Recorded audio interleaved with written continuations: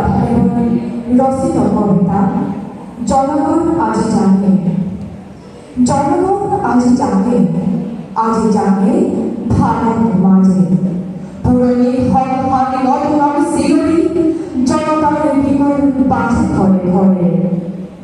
দৈত্যতাৰ অৱসানকাৰী সৌৰ চোৱা হাবুক হাতে নেবঢ়ে। নীল আকাশৰ ঘোষৰ তাল তলৰ ঘূৰিতৰ চেতনা আকাশ বতাহ গগন নিয়াত বিপ্লৱৰ ধ্বনি মাথো উঠে। জনগণ আজি জাগে, নৱকংকালৰ অস্ত্ৰ সাজি ওলাই আহি দলে দলে। সেই শান্তিৰ সেনানী, সেই মুক্তিৰ বাহিনী মাতি যেন ঘৰে ঘৰে।